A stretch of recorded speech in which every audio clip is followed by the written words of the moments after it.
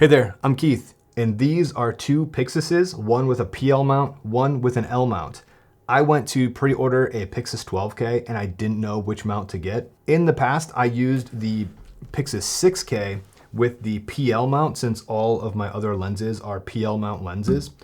However, since then, Blackmagic announced that autofocus is coming to Blackmagic cameras. It hasn't been announced on the 6 or 12K, but that is interesting, and it kind of swayed me to say like, well, maybe I should look into the L mount or the EF mount.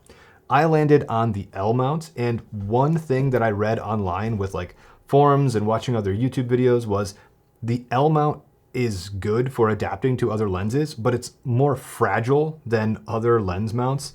So that kind of worried me a little bit because I like to use heavier cinema lenses on here, and like I'm doing right now, sometimes I don't have a support on the front of my camera. I've been using the FX6 with the Arls and an Octopus adapter, and I haven't had any supports for the most part on this camera. And I haven't noticed any amount of play or wiggle in the mount on my Sony camera when I'm going from like a G Master lens to an adapted PL lens. If I want to shoot something quickly, I'll just grab my light, small Vespids, and I don't want to have to be forced to use a lens support if I'm just using a lighter lens.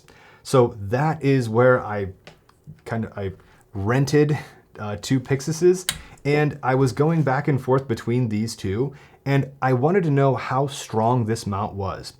Just doing a quick comparison, this is the PL mount, this is the Pyxis that I had the first time, and there is no play in this adapter at all. Whenever I picked up the L mount and I put this on my camera and I did the same test, it was definitely a little bit more wiggly. I set this whole camera up for this purpose. It was a little bit more wiggly. It wiggles left and right a little bit more, and I'm just doing the lens and the adapter right now. People on the forums were correct. There is more play in the adapted L to PL version than there was on the regular PL mount version. If you have tons of Arls and you want to use them unsupported in their PL mount, I would have no problem getting the PL mount version because that is rock solid, and you're actually saving money on the 12K. You don't have to buy the PL to L mount adapter. There is a little bit more play in the adapted PL mount lens, but that being said, there's still play in my Sony E mount to PL mount, and I haven't really thought of a reason to like not do that. Again, I'm not like hard mounting my FX6 with an unsupported Arls on a car hood and like driving down the road at 60 miles an hour. I'm like picking up my camera and adjusting focus on the barrel of the lens. And this is about how rough I get with my cameras. If I'm going to be using a bigger camera like this, I don't think I would be putting that much stress on this mount here. If I was doing this all day though, that is where I came up with the idea of putting a support on the camera. And that's where I found the Tilta Rig actually to be pretty handy. So this piece will fit on the 15mm rods, and you can screw this into the bottom of the Octopus mount. And this is a rock solid connection, as solid as the original PL mount version. So this is kind of the best of both worlds. I can still use giant lenses and I can still use them supported, not thinking that I'm going to damage the mount of my camera, but I can also adapt it to my B4 lenses, or I can even adapt it to like EF lenses if I want to do that in the future. Before I put this on, another thing that I saw on the Blackmagic forums was people weren't sure how a follow focus would work with a large lens unsupported on the L mount. So I did that test as well, but let me just put that on and illustrate that.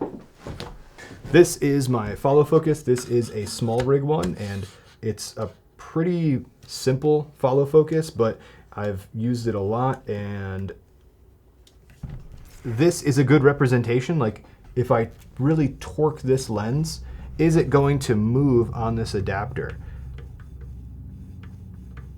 It doesn't help that I'm doing this so fast that it's moving my top-down camera here.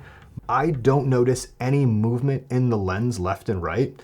The only time I really notice movement in the lens is when I grab it and move it myself. With the lens support connected to the adapter now, it is rock solid and it is not moving at all.